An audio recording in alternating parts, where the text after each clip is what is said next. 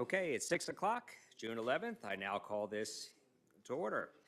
Karen, if you could please take the roll call. Certainly. Mr. Hagopian?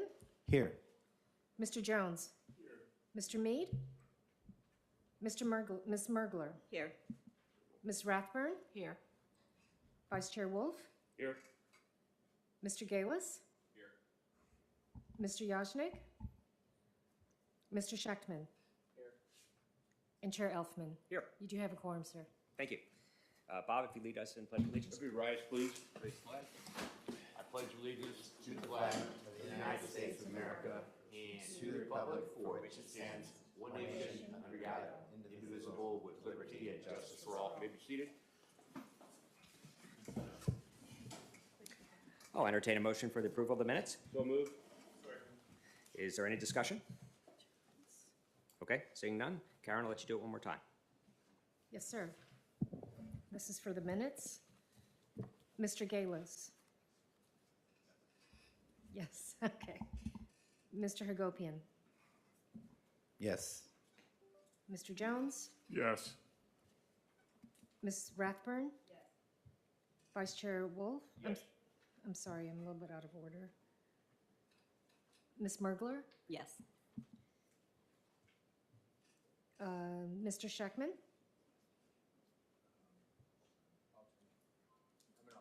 Right, okay. Yeah, let's give them on this. Okay. And Chair Elfman? Yes. Okay. Motion passes. Thank you. Each member of the public that wishes to speak after each item is presented and discussed by the board will have 3 minutes per item. Representatives of associations and groups will have 5 minutes. Karen, if I could please have you swear in. Yes. Those that will be testifying, please raise your right hand. Do you swear or affirm that the testimony you're about to provide is the truth, the whole truth, and nothing but the truth? Thank you. Okay, thank you. That case, first case, case number 250-30002, 6201 through 6531 North Andrews Avenue. I'm going to start with disclosures. Milton? Jared? No, don't have it. Amy? No. I did a drive-by. Bob? None. Okay.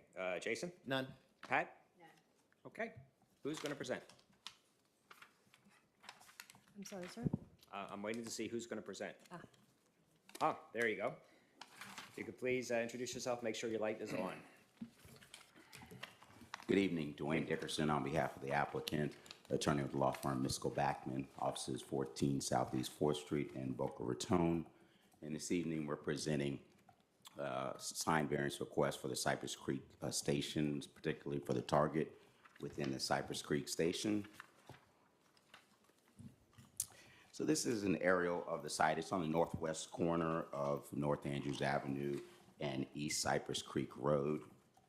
I want you to pay particular attention to the shape of the property. So you can see the major shopping center is about 22.74 acres in size, and it's the bigger red, whatever shape that is, and we'll get to that in a moment.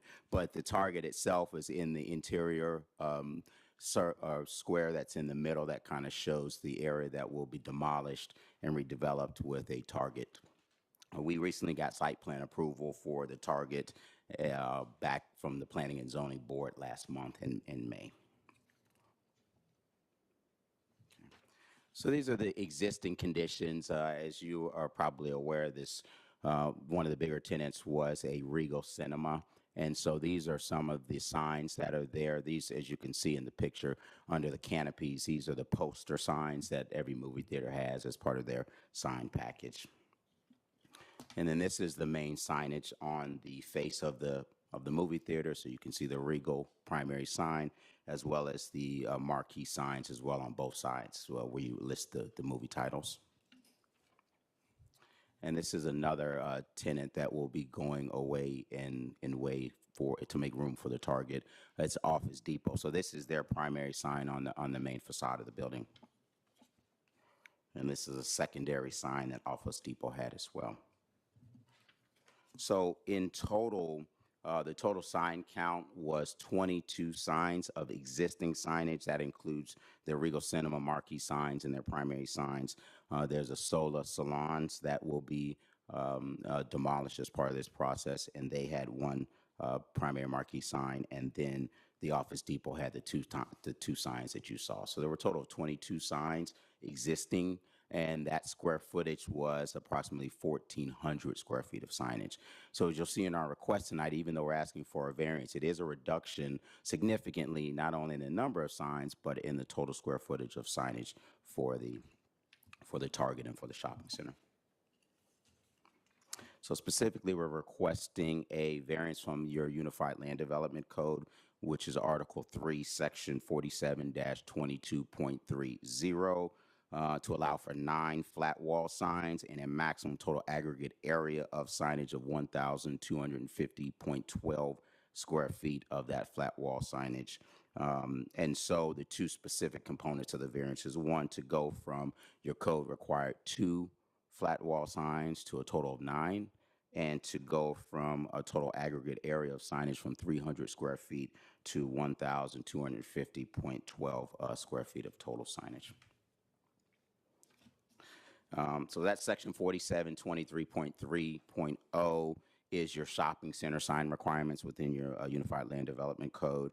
And it says that, like we stated, you can have the number of flat wall signs that you're permitted is based on the rights of way that you're adjacent to. Because we have 2 rights of way, we would be permitted the 2 flat wall signs. And then also the total aggregate is not to exceed the 300 square feet. So those are the 2 components of that section that we're asking for variance from. As you all know very well, there are 7 components of a variance review standard that we have to show that we satisfy. Very briefly, that there are special conditions that affect the property, that those special conditions are peculiar to the property at issue, that literal interpretation would deprive the applicant of property rights generally enjoyed by others in the zoning district, that there's some unique hardship and that it's not self-inflicted, that it's the minimum variance that's necessary, that the variance would be in harmony with the general purpose of your code, and that it's not incompatible with adjoining properties.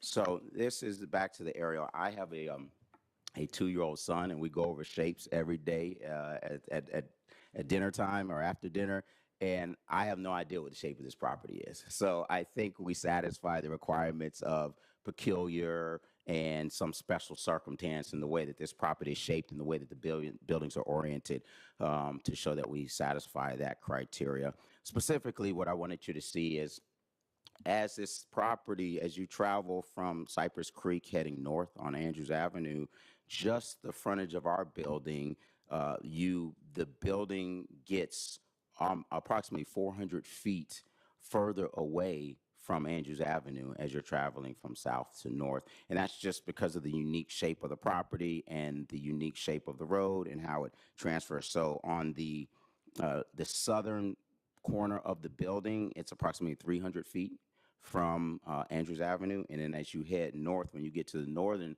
corner of the building, it's approximately 685 feet. So I think, once again, you're talking about a unique scenario where signage is required to make sure that we can safely and efficiently get customers to and from the site and educate them as well. As you'll see in a moment, this isn't just signage where Target is asking for additional branding. This is very specific informational signage that helps the customer efficiently and safely identify the site, identify where they need to go and what they need to do within the site, park in certain areas of the parking lot, and make sure that it properly circulates so that we minimize conflicts between pedestrians and vehicles. As part of our site plan approval that we got last month, we did do significant upgrades. As you guys are aware, while this property is zone B3, it is in the Uptown Urban Village area, and the land use is actually Uptown Urban Village. So as part of that, we did do significant upgrades to maximize pedestrian connectivity points in the center. We also changed and modified some of the drive aisles to make sure that vehicles could get into the driving and parking areas without having to cross in front of the space and create additional conflicts between pedestrians and vehicles. And we did add plaza areas and all those other things. So you'll see some of the signage components. We did have some of the artistic signage and artistic components of this building that match your Uptown Urban Village vision. So this is, I'll just very briefly show you the signs. This is the main Target sign on the front of the building, which is the east side if you're on Andrews Avenue looking west at the building. This is the wine and spirit sign also on the east side on the front of the building. This is the order pickup sign. This Target will have a CVS pharmacy inside, so this is once again informational sign that helps the customers identify that this Target does have that capability. And the drive up, this Target also has a capability where you can park and pre-order, and then they'll bring your groceries or your goods to the vehicle so you don't have to exit the vehicle. This is a sign, their logo that's on the south side of the building. Essentially, if you were looking at the building from Cypress Creek, looking north. And then this is the west side or the rear of the building, their logo and their Target. There are two existing monument signs. We are going to keep those signs in their location. We're just going to reface the monument signs to accommodate the Target. Those two signs meet code, and we're not asking for any relief or variances. Those are two existing signs that will remain. I just wanted to make sure you saw the total picture of everything that we're proposing. And this is the math. I'm not going to bore you with the math, but this just breaks down. This is in your backup package. It breaks down the sign square footages and lets you know that the math does work. And the request that we're asking for is the 1,250.12 square feet, which includes the 9 signs. And then the monument signs are permitted by right. So this shows you the front elevation of the building, kind of where the signs are going to be, or most of them. So this is once again the east side, east face of the building, if you were looking from Andrews Avenue looking into the site. So A is the main sign with the logo and their Target name. B is the wine and spirit sign. C is the order pickup. And so if you'd pre-ordered and you're parking to then go into the store and pick up, the sign is over the area where we want you to enter the store, which is the closest location for you to pick up your order. As opposed to E, you see on the far right, if you called and you are driving up and they're bringing the groceries out to you or the goods out to you, you would want to park on that side of the building and the parking area because there are designated spaces where you can park and they'll bring your groceries out. So as you can see, the informational sign, and then D is the CVS sign, once again, identifying what's in there and providing information to the customer so you can park accordingly and circulate the center accordingly based on what your needs are. And also, I hope you would agree that the signs are proportional to the size of the building. This building is approximately just over 121,000 square feet. So obviously, based on that and the distance from the right-of-way and the curvature of the road and the unique shape of the parcel, we believe the signage that we're asking for is necessary and proportional and not overly doing it on the size of the building. This is the side elevation, or essentially the south elevation. So you can see sign F is the Target logo that would be on the side of the building if you were looking from Cypress Creek. And then this is the rear of the building, or the west elevation. We think this sign is important. As you know, there's the train tracks and the tri-well that's just on the west side of us. So we definitely want to make sure that we're identifying this use and that we get the visibility from the tri-rail station. And lastly, the other sign is sign H. So as you can see in this rendering on that left side, those are their artistic architectural panels.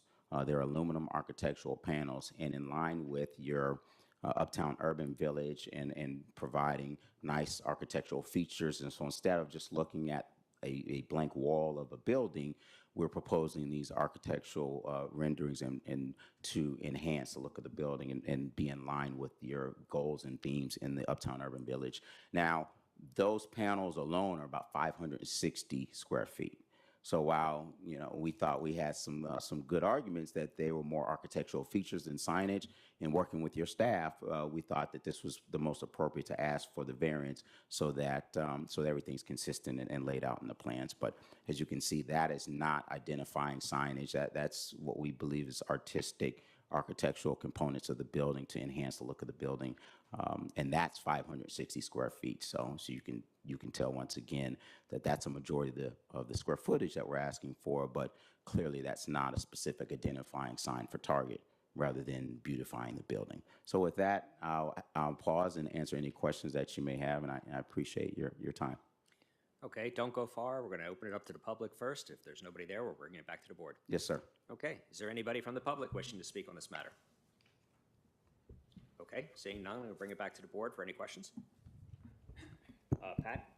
Yeah, explain to me again the difference between an artistic something or other and a sign.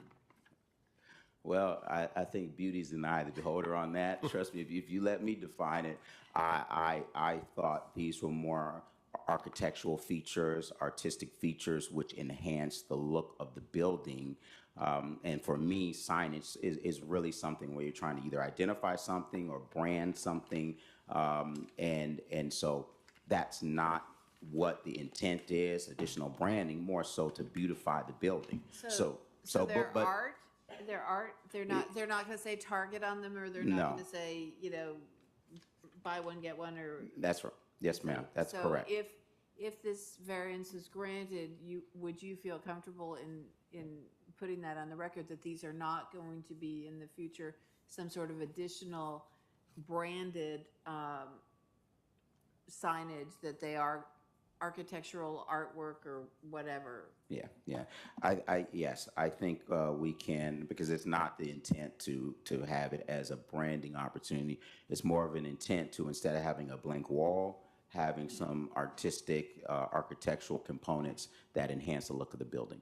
So yeah, that is it. And as you can see, that's a real example in this rendering of flowers or some artistic component that enhances the building, but not additional branding.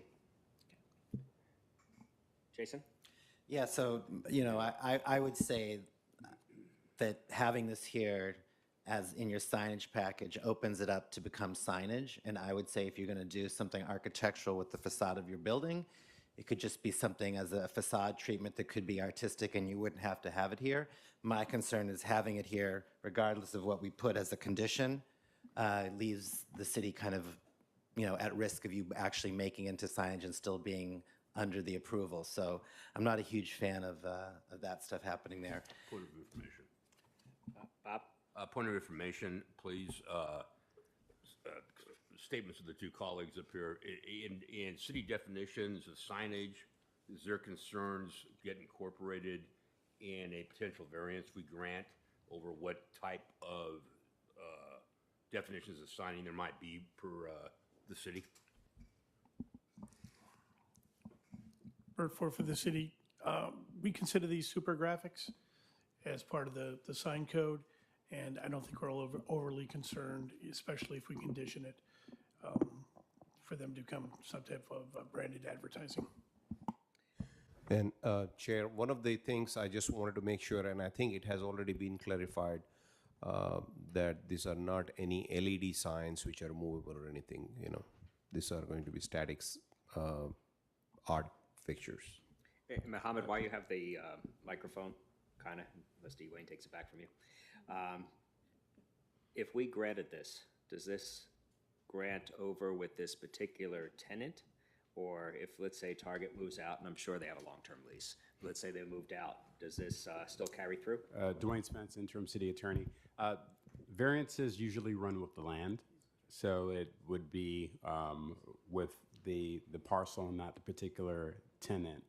What I wanted to address, since Bert Ford put it on the record that they consider this a super graphic sign, just wanted to put into the record the definition of super graphic, and it may give you some consideration in terms of what type of limitation you want to put on it. So a super graphic sign is defined in the code as a design or pictorial representation that contains no lettering or business identification or logo used as a sign as defined herein. And that's what a super graphic sign is. If your limitation on that, if you want to make sure that it remains a super graphic sign and no other sign, I mean, that may be. But that could be a super graphic showing a picture of a mother and a child shopping together with a shopping bag. It may not have a red target on it, but it could very much look like an advertising, and it is lit too, so. Mr. Chair? Go ahead, Okay, Ed. The question came up of, variances running with the land. This is a request for a single user for this space, and I think that the question of the variance running with the land could be addressed in that the variance is for a single user for the entire structure only, so that in the future, if they go and they chop the building up and put a Target and a Marshalls and a this and a that, the variance doesn't extend to those additional uses. Would that alleviate some of the concern about granting them a number of signage variances and then having it not be a target?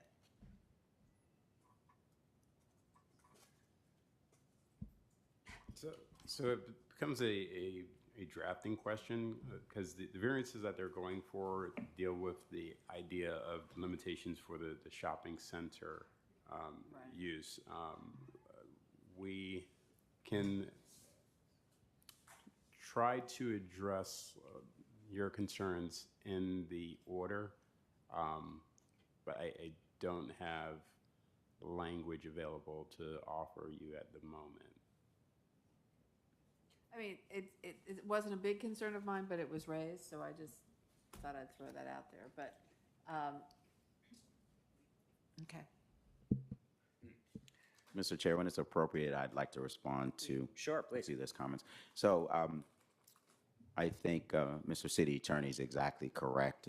The goal was the definition that's in the code, the super graphic. The goal is not for it to be additional branding or lettering. So we will, if that is a condition, just to confirm for the record, that we will satisfy the code required definition of what this super graphic sign can be and what can be on it and what cannot be on it. Our goal is directly in line with the definition that Mr. City Attorney read to you. So that's one. The signage is for Target and for this tenant. So we don't have, we would like to make sure we have a long-term relationship with them. So we don't anticipate this churning over. The property owners own this property for a long time, and once again, they do intend to own it for a long time. So, we're not trying to do anything outside of what you see in the package there. So that, I think that maybe would address a few of your concerns. And another concern that was raised, that what will be on it, I think your staff hears loud and clear. We hear loud and clear what your comments are. And we have to go through a permitting process to get those signs approved. So I know your staff, as part of that permitting process, will confirm that we satisfy whatever we agree to this evening as part of what actually is permitted and built. So, we hear your concerns. We're comfortable that we're not going to do anything to violate the issues that you raised. We're comfortable that we will meet the requirements of your code and the definition of a code with those super graphics, and it will not be lettering or writing. With respect to the illumination, this sign is backlit, so there are aluminum panels and they're backlit. So to Mr. Muhammad's point, we are not, they're not going to be moving static or changing signs or digital or anything like that. They are backlit, but they are supposed to be super graphic architectural and artistic features, not additional flashing signage. That's not part of the illumination.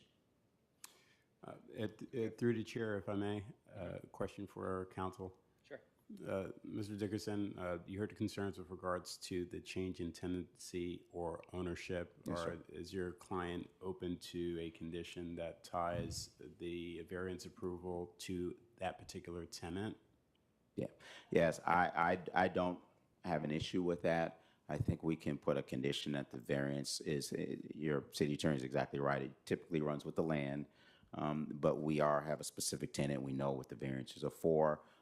So if it ever were to change from a target, we can come back and request for a different tenant. So with that being said, to Mr. Spence's point, if that's a condition that this variance would be for the target, I think we would be comfortable with that.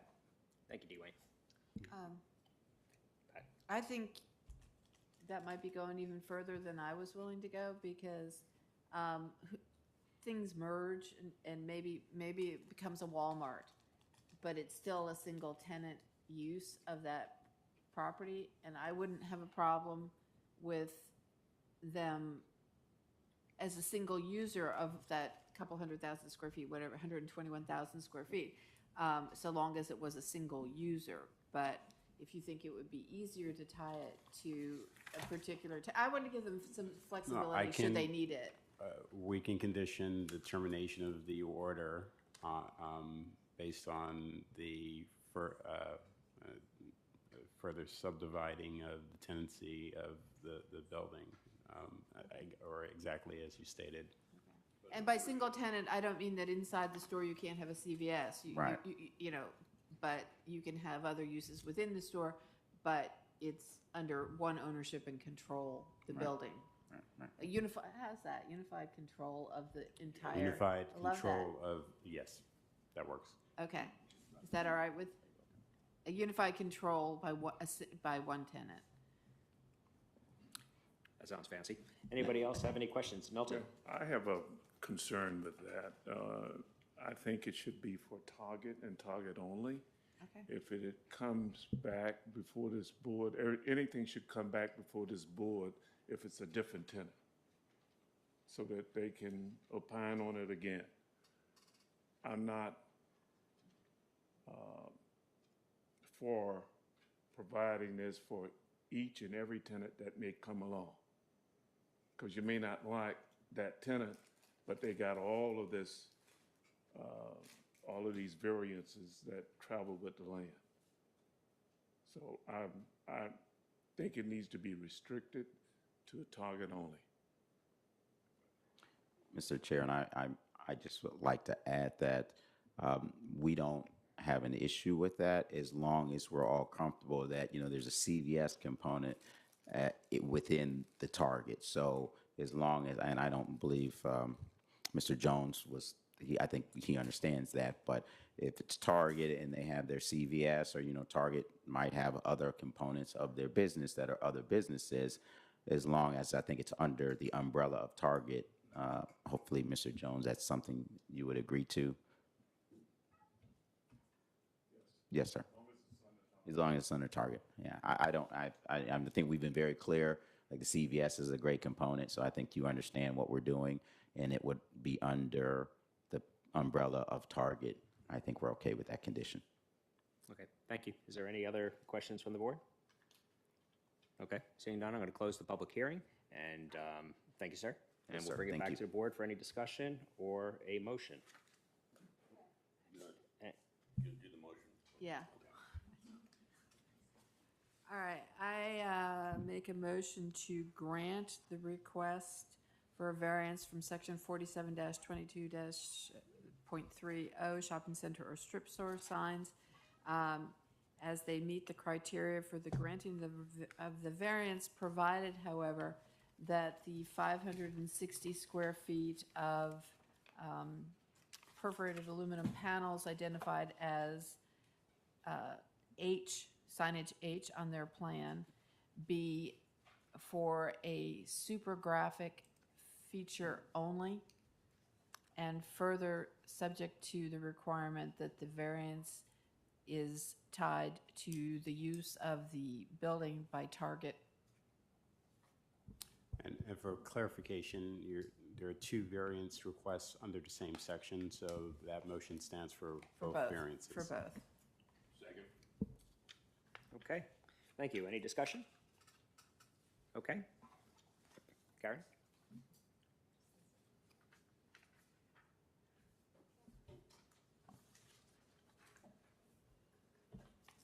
Mr. Hagopian? No. Mr. Jones? Yes. Ms. Mergler? Yes. Ms. Rathburn? Yes. Yes. Vice Chair Wolf? Yes. Yes. Mr. Galis? Yes. And Mr. Scheckman was an alternate. I No, don't but he believe. wouldn't have voted. Yes, okay, very good. So that's 1, 2, 3, 4. I think you're left 5 with to me. 1. I certainly did. Okay. Mr. Chair? Yes, Yes, forgive me. that's okay, thank you. Okay, motion passes. Thank you very much. Have a good evening. Thank you. Next case, case number 250-40004, 1815 East Commercial Boulevard. Do we have an applicant? One of you are the applicants? Okay. And I did notice during the swearing in that you were not sworn in, so I'm going to ask you to swear in now, and then I'm going to ask you to, well, you can go up to the microphone and swear in. Yes, if you're going to be speaking on behalf. I'm going to ask your name and also your property address, and then Karen, if we can make sure that she's sworn in.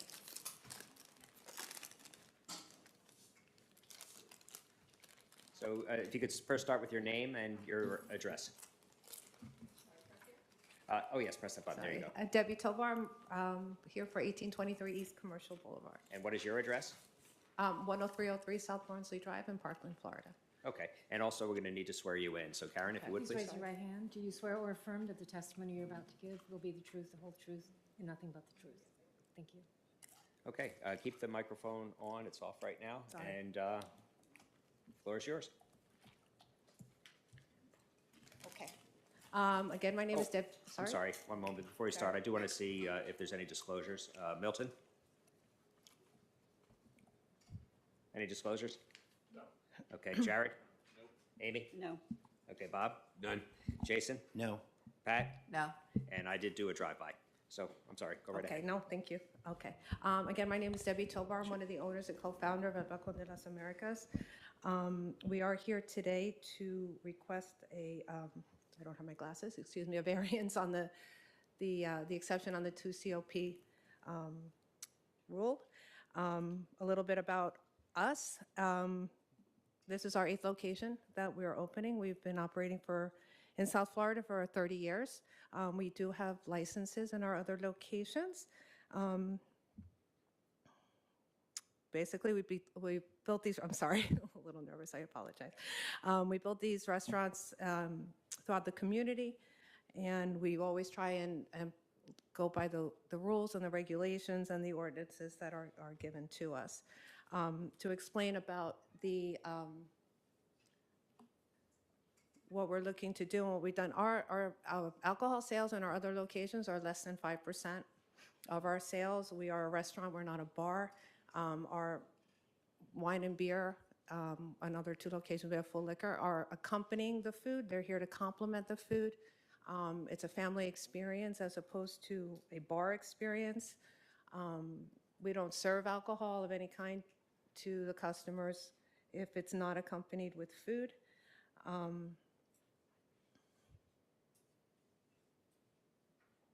think I got all that. Okay. Okay.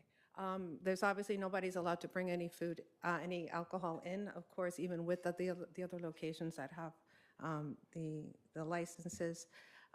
Again, it's more of an accompanying, it's more of a complement to the food and the atmosphere that we provide as opposed to a focus on drinking. It's a family environment, as I said, a steak with a glass of wine, that type of thing. So,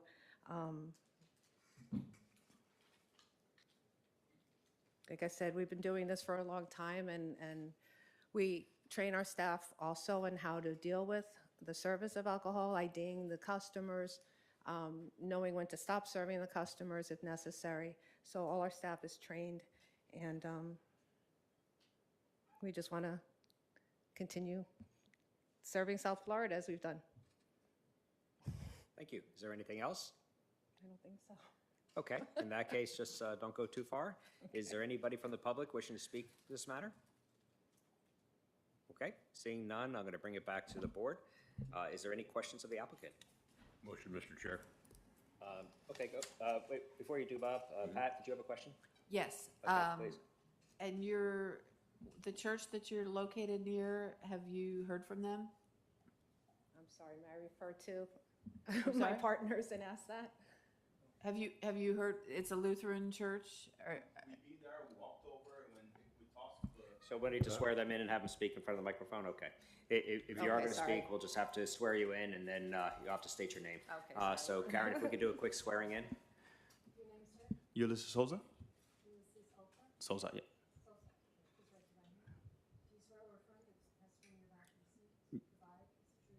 Yes.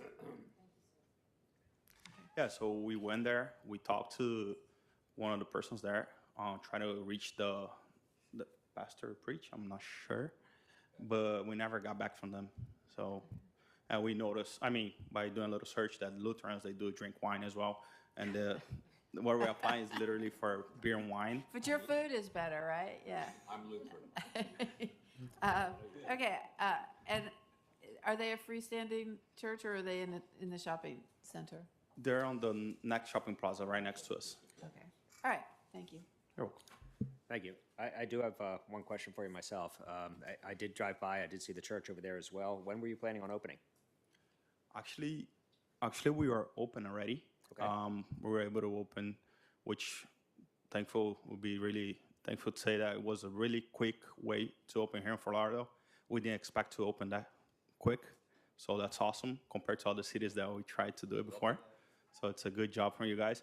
Of course, we're bringing business to the city and jobs too, so that's really good as a perspective for a business owner to be able to do that so quick. So it's Wonderful. I'm looking forward to going. Do we have a motion or any other questions of the Sure. applicant? Okay, I'll I'm going to make a close the public motion. hearing first, so that nobody else. Thank you, we're all set. Bring it back to the board. And I'm sorry, Bob, did you have something before Yeah, Pat does motion. motion? Oh, see, Pat was beat you to it. Go Okay, ahead, beat Pat. you to it. I make a motion that we grant the special exception to allow the serving of alcohol, and the special exception is to 5-27 distances of establishments from church or school. Second. Okay, motion is second. Any further discussion? Okay, all you, Karen. I will try this. Seconded by Mr. Hagopian, correct? Correct. Thank you. Yeah, I'd like to. Okay. Mr. Jones? Yes. Ms. Mergler? Yes. Ms. Rathburn? Yes. Vice Chair Wolf? Yes. Mr. Hagopian? Yes. Mr. Galis? Yes. And Chair Elfman? Yes. Motion passes. Thank you, Karen. Thank you. Next case, case number 25050001. It's the Publix at Northeast 33rd Avenue on North Ocean Boulevard. We'll start with any disclosures. Milton? Jared? No, I do not have any. Amy? None. Bob? None? Jason? None. Pat? And I have two disclosures. I did drive by, and I did receive an email from council, but we did not connect. So, Heidi, I'll leave it to you. Here we go. Thank you. Hi, Heidi Davis with the law firm of Gunster, 450 East Las Olas Boulevard, Fort Lauderdale, 33305. Thank you very much. We are here, I'm here on behalf of Publix Supermarkets, Inc., and we are here to request a waiver from a buffer yard requirement to install a wall behind the new, soon-to-be-open Publix on Fort Lauderdale Beach. With me tonight is Randy Holohan of the development team. Publix owns the property at 2985 North Ocean Boulevard. It's one block south of Oakland Park Boulevard at the southwest corner of Northeast 30th Street and A1A. The property stretches from A1A all the way to Northeast 33rd Avenue and is surrounded by 3 rights-of-way. As a little background on this property, Publix was looking for a parcel to put on the beach for over 10 years. And they found this assemblage of property. It was very creative what they found. It's an irregular shaped property that had 5 parcels, 3 owners, 2 separate plats, 2 different zoning districts, 2 different land uses, and significant grade issues. The property is 1.41 acres and about 61,500 square feet. The new store is approximately 29,000 square feet with a 2-level parking garage. All entitlements for the store were received in November of 2000, in the middle of COVID. And the development team has been working on the project ever since. A temporary certificate of occupancy was issued May 23rd, and the grand opening of the store is next week, which is June 19th. So we are coming before you tonight after all this time because when the final inspections were conducted, it was determined that there was a buffer wall yard that was approved originally by staff, but it was determined that it was not a full wall, and staff thought we should come back and obtain this waiver so there wasn't any confusion in the future. Therefore, we are requesting a variance from section 47-5, 3A, 3D4 to waive the requirement to install a 5-foot-high wall along the length of the non-residential property line abutting a residential property.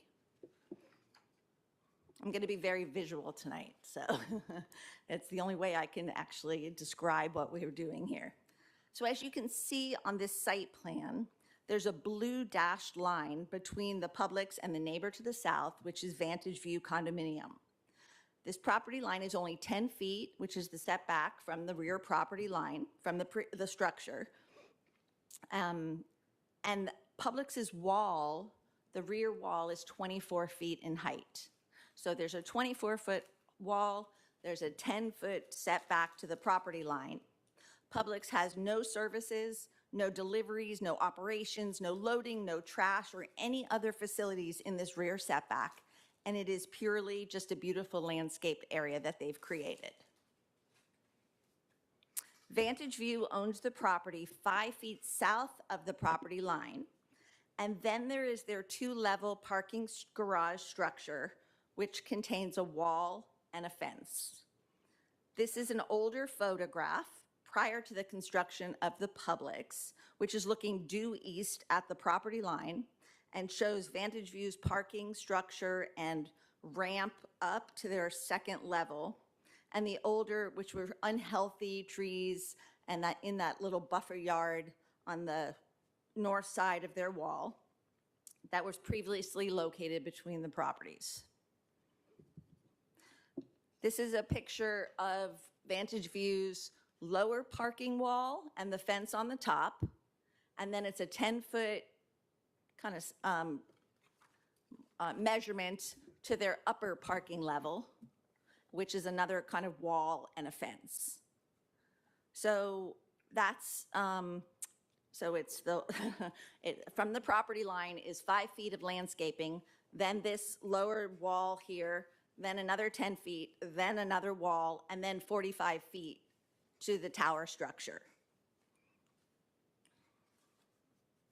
So this was the area that was previously between the properties, and it was basically a dead zone which was not maintained, and there was trash thrown all over the place. And Publix came in and cleaned it up, so we'll show you in a minute. So the main the intent and purpose kind of behind a residential buffer wall requirement is to provide this buffer yard between a commercial property and a residential property to protect like the residential neighbors, obviously from a commercial property's operations and services that may take place in the rear. And this is an example of a grocery store that has all their services, their loading, their garbage, everything in the back, and their wall that is between. And here's another example of that. So this is kind of like why a residential wall should be in place, because there's residents on the next door, on the other side of that wall. So these are kind of clearly necessary for those things. Trash delivery, loading are all located behind the store. So this is the rear of the structure now. You can see the Publix wall to the left, the 10 feet of landscaping. Then you can see the 10-foot, the wall of the first level of the vantage view, and then the second level, and then the tower in the distance. This is all the space between the property. So according to this narrowness of the small parcel and the fact that there's already existing walls and fences in place from Vantage View's parking structure and Publix's rear wall are the special circumstances and conditions that are applicable to this property and only this property. These walls and fences already provide this separation protection, so no additional wall should be necessary. Publix cleaned up the area between the properties, planted trees, shrubs, and the Calusa hedge shown, which will grow and serve as a natural buffer yard between the properties. So we're looking directly east at that Calusa hedge, which is in the middle, which will grow 5-6 feet and serve as like a natural buffer yard. Otherwise, under the code, we would have to put another wall, 5 feet tall, concrete, from the property line to property line, east to west, creating concrete canyon, basically. It would be the 24-foot wall, then a 5-foot wall, and then another wall, and then another wall. So we're trying to maybe do more of a natural kind of separation, a natural barrier between. And we think that the literal application of the code provision, which requires this wall, would be better served by this landscaping and the Calusa hedge that would buffer appropriately.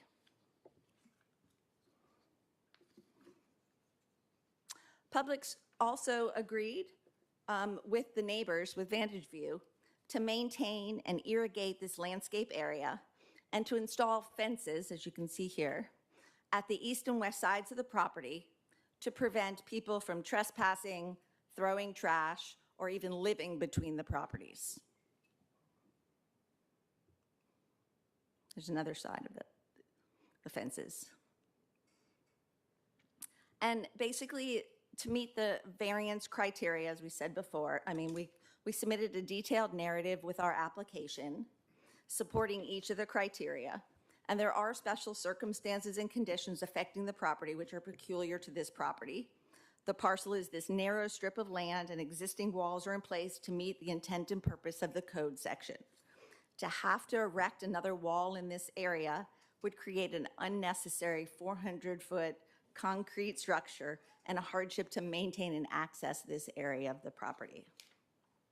Literal application of the provisions of the ULDR would create this concrete canyon of 3 separate wall structures within a 15-foot space and not what the code envisions.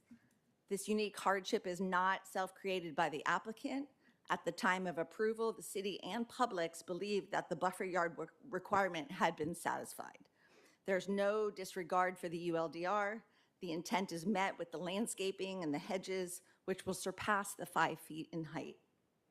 Having to construct this other wall within the 5 feet of the existing wall and 10 feet from Publix's rear structure would create unnecessary canyons of structures and would not be in harmony with the general purpose and intent of the ULDR.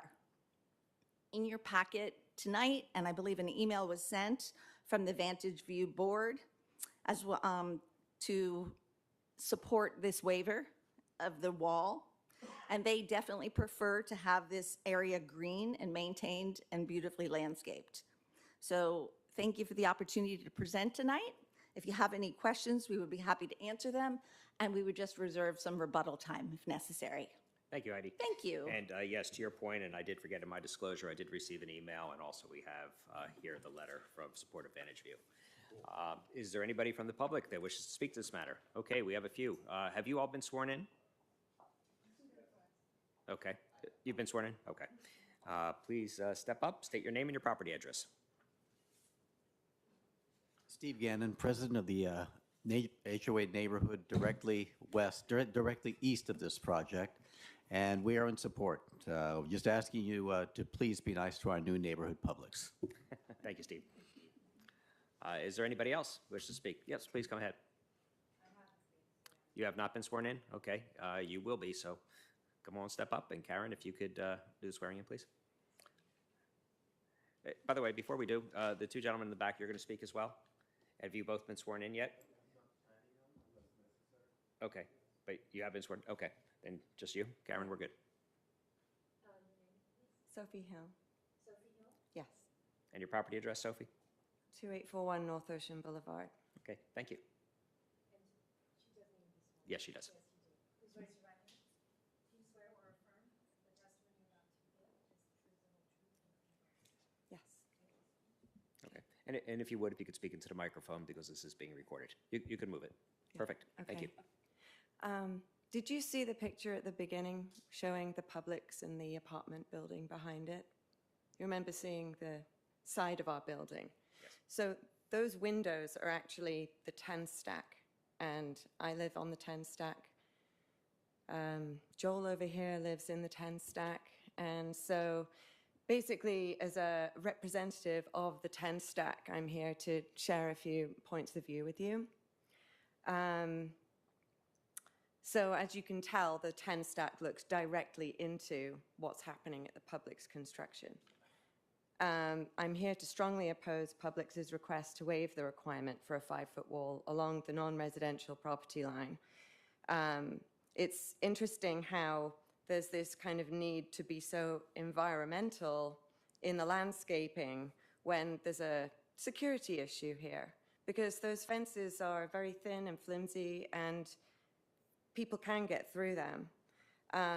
Also, they're trying to lean on the landscaping when on the rooftop of the building, when the initial proposed document was shared with everybody, there were trellises with green over the top that is supposed to protect a cushion, you know, like make everything blend with the neighborhood. Because from our windows, all we can see is concrete now.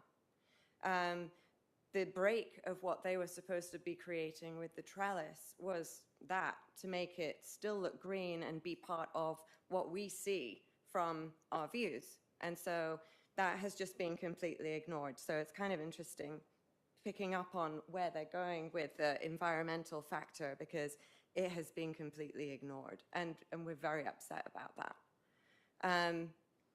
I've made repeated efforts over many months communicating directly with the planning department, the commissioner's office, and with Publix's own construction and management teams. Despite this, the issues affecting residents have not been addressed. In fact, they've worsened as the project has gone on. The HVAC system now emits constant reverberating noise that's intolerable during the day and night. And in fact, because of where we are in June right now, and the proximity of the project to completion, that noise is just getting louder and louder and louder during the day, almost to the point where it seems like it's overloading the system. We've had broken night's sleep for months, and it is just very difficult for your body to take this consistent disruption. Yeah, but if I could help guide you, this is really about the wall only. Yeah, okay, but it kind of all pieces together, and I just wanted to have a point of view and help you understand what the experience is from being right next to this property. So the rooftop trellis structures were clearly a representation in the original plans. They were to provide shade and screen the unsightly cars on the top of the roof, but it remains uncovered. It fails to block noise or visual intrusion as promised.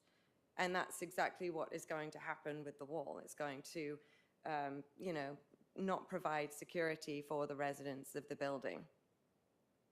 There's also been issues with the lighting and structures, and it's just been a constant battle to have a voice in all of this. So the required 5-foot wall was intended as a basic buffer to protect nearby residents from the very impacts that we're experiencing now, and for Publix to ask that this condition be waived after so many unmet promises and ongoing disturbances, it's simply unacceptable. This community has been patient, and I urge you to stand by the original requirements and deny this waiver request. Publix must be held accountable to the standards they agreed to and to the residents who are living with the consequences every day. And in fact, one other point, security safeguards have been severely lacking, especially for those on lower levels of the tent stack, because the fact that no roof was created for this building means that people on that level of the parking lot on top can see directly into people's apartments.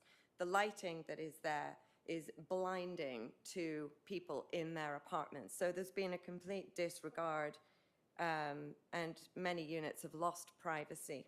People can see right into the apartments from the parking lot. And then there's the noise that invades open windows and quiet enjoyment of outdoor space. So we've lost that basic right, if nothing is done to hold publics accountable for noise pollution also. Okay. Unfortunately, we could only talk about the wall here, but thank you. I appreciate that. Okay, of course. Sir, if you'd like to come up, and then state your name, property address.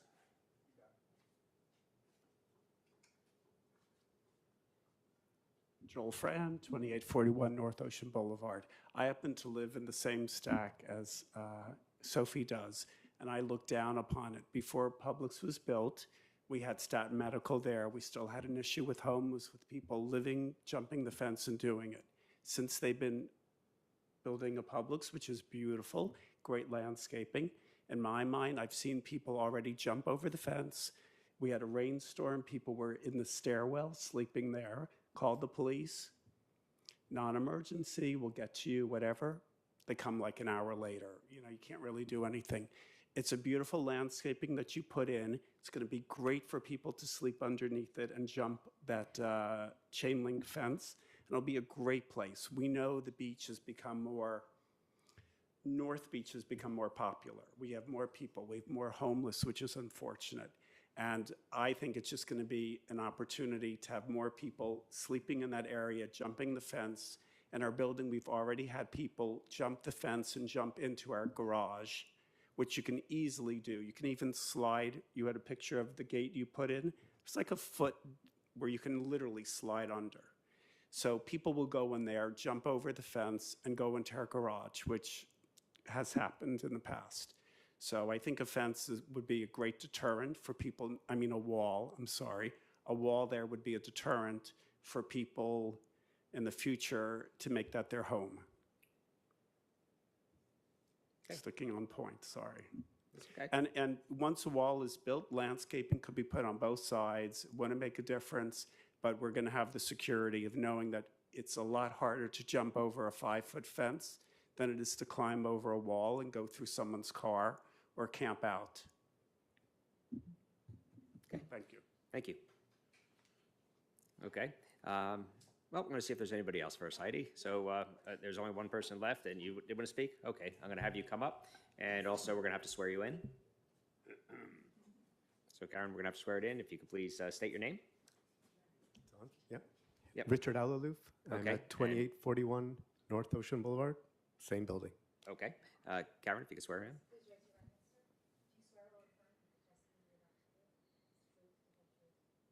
Yes, thank you. Okay.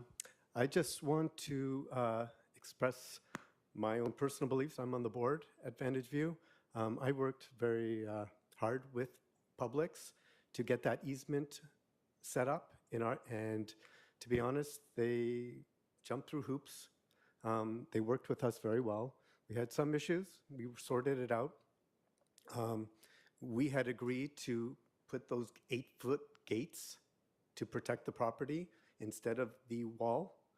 Wall was supposed to be, I think, 5 feet, is it correct? Which is little me. So I'm sure people can still jump over that. I'm more comfortable with the 8-foot fence that's there. Have we had homeless problems before? Yes. Do I think a 5-foot wall is going to help? No, I don't think it'll help. We did have people come into our garage. It happened, was not from the public side. We do have issues on the other side, which we've just fenced in. We closed in the gap, so we can't blame Publix for that. And they did a great job in beautifying that area. It was hideous. We didn't take care of it. And the remaining tract of land that would be on the other side of this wall is only 5 feet wide. So maintaining that for us is not, we don't have a purpose for that property, that space. And again, they have done a great job putting the plants and the trees and the bushes. It'll look a lot nicer than a wall. And I just wanted to say that I personally am support for the wall, not to be, the variance, sorry. Okay, thank you. Thank you. Okay. Seeing nobody else left to speak, Heidi, come on up. Thank you very much, Heidi Davis, again with Gunster for Publix. So I just wanted to address with regard to this wall. So if there was a wall, the wall would go from east to west with no gates. No gates. They would just be able to go walk right through the property and we would comply. There wouldn't be any gates on either side, so it would just be one wall and just 2 canyons through here. So with these 8-foot fences, stopping and if homeless get in, they get in. I don't know how to stop them otherwise. I mean, I'm assuming, you know, if there's a gap in the fence, we'll kind of correct it and see what we can do. But 8 feet is pretty high. And I think that with all the other issues that Sophia brought up, we have been addressing them left and right. You can talk to staff. We've been working with staff. They completely changed the lighting, that there's no more glare. What'd you say? The turtles. The turtles. And they're far away. Yeah. So, I mean, I don't even think Publix has to comply with it, but they've reduced them, they've brought those down, they've put shields on the end. Again, this is about the wall, so I don't want to get too far, but noise issues, we've gone noise testing. They've gone out there on numerous occasions. You know, one time it failed, we lowered it down, it just passed, we're not in violation. It's a commercial property next to a residential property. Previously, they have had nobody there, but a commercial property, you could put a bar there if you wanted to, you know, and a nightclub and stuff.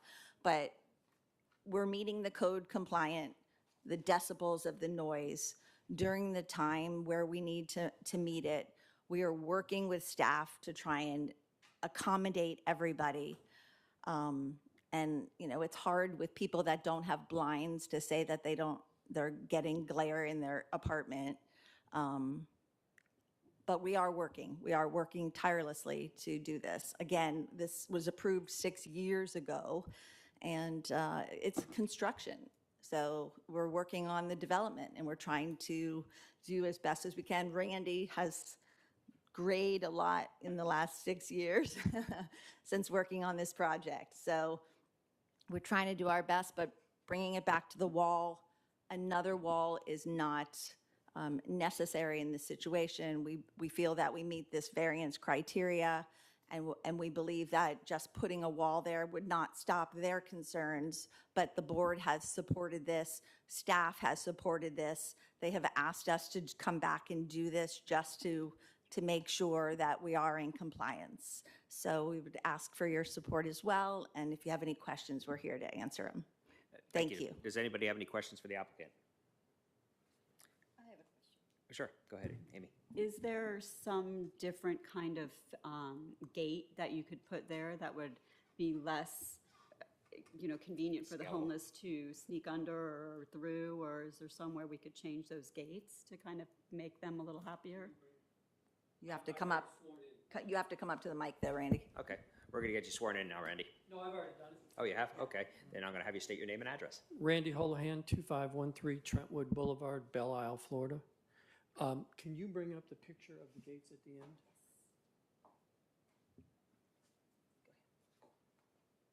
There's one. Okay, this is the east end, and you can see the wall on the left side for vantage view. That one, I'm assuming this is the one where you're talking about people can slide under? Both of them. Originally, when we spoke. We need the gentleman speaking to the microphone, please. Is there any reason beyond a yes or no answer that you were looking for? Or are you looking for more detail? No, I'm just trying to figure out what is the problem. You have to speak in the mic, guys. Okay.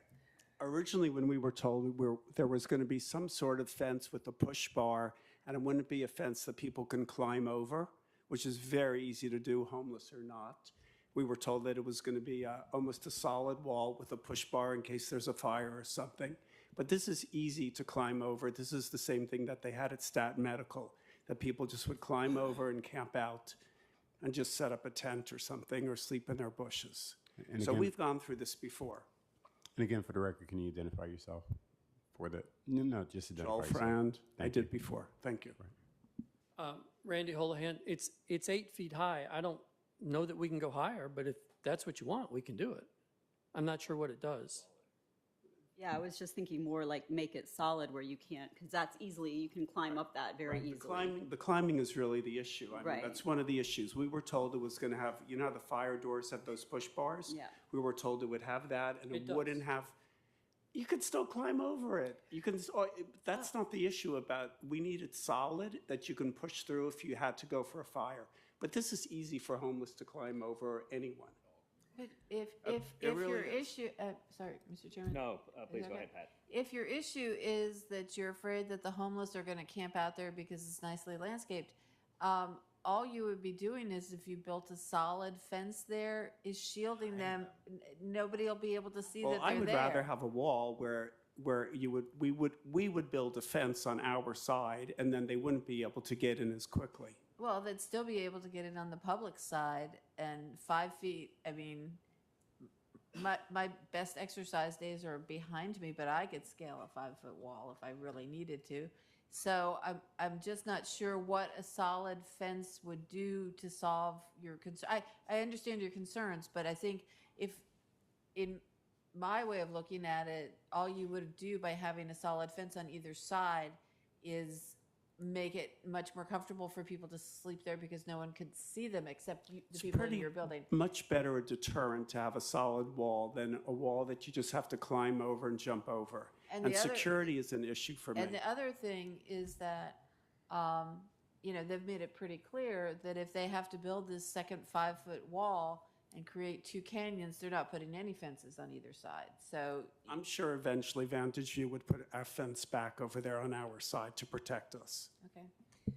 And I don't think Publix would really want to have it open on their side either, because you definitely are going to have homeless walking in the back and sleeping out there. So, Okay. Publix would be crazy not to put a fence there too. Okay, thank you. Okay, I'm sorry, Amy, did you get your question answered? Okay. Bob? Just a comment, just for the edification of the new board members. I hate to say this, but last 15, 20 years, I've been with the property appraiser's office, and I've been the liaison to the Gulf Ocean Wild groups. And so I'm very, very familiar with the properties there and the homeless issues, fencing issues.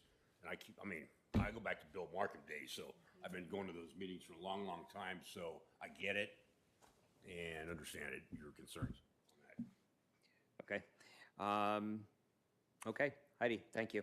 I was just going to, with solid fences, it creates a septet issue for the security issues that would, like you said, Pat, that creates a barrier for police to be able to see what's back there.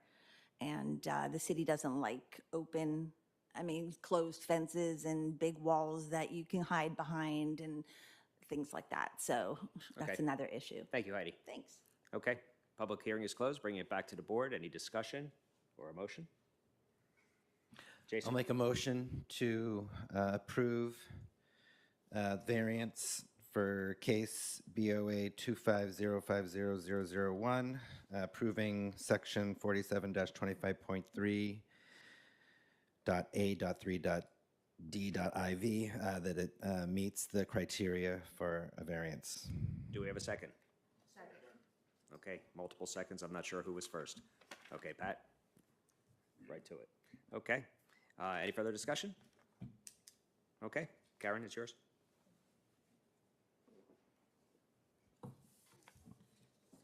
Okay. Ms. Mergler? Yes. Ms. Rathburn? Yes. Vice Chair Wolf? Yes. Mr. Galis? Yes. Mr. Hagopian? Yes. Mr. Jones? Yes. And Chair Elfman? Yes, motion passes. Motion passes. Thank you. Do we have anything, any communication for the Thank you very commission? much. Board? Okay. Is there anything for the good of the city? Okay, hearing none, we're adjourned. Thank you.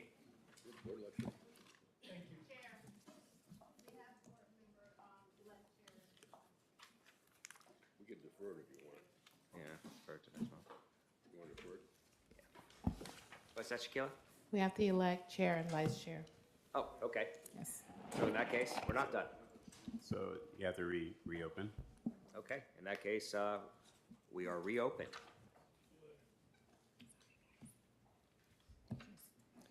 Does anybody have a motion? Yes. Okay, Bob? I think our board works pretty darn good, and I would like to move that we nominate you as chair as chair.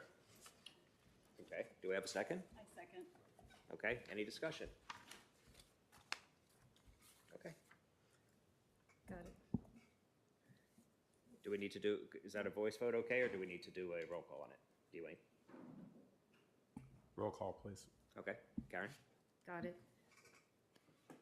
Ms. Mergler? Yes. Ms. Rathburn? Yes. Vice Chair Wolf? Yes. Mr. Yajnik? I'm sorry, but he's absent. Mr. Galis? Yes. Mr. Hagopian? Yes. Mr. Jones? Yes. Mr. Mead? Also not present. I have a very complicated form here, please forgive That's me. And Chair Elfman accepts. Oh, I get to vote on myself. Accepts. Yes, and thank you all, by the way, I appreciate that. Motion for vice chair. Does anybody have a motion? Don't everybody speak at once? You can't move yourself? I don't know if I can make a motion. Can I make a motion on this one, Dwayne? Pass the gavel to do so. I'll move to Okay. continue with the current vice chair, Mr. Wolf. I'll second it. Okay, motion is second. Any discussion? Okay, Karen, you're up again. Yes, sir. Okay, Ms. Rathburn? Yes. Vice Chair Wolf? Yes. Mr. Galis? Yes. Mr. Hagopian? Yes. Mr. Jones? Yes. And Ms. Mergler? Yes. And Chair Elfman? Yes. Yes. Motion Okay, passes. motion passes. It's interesting when you're from this side and you hear the hesitation for the yeses. Okay, if nobody has anything else as far as communication, we are adjourned. Thank you.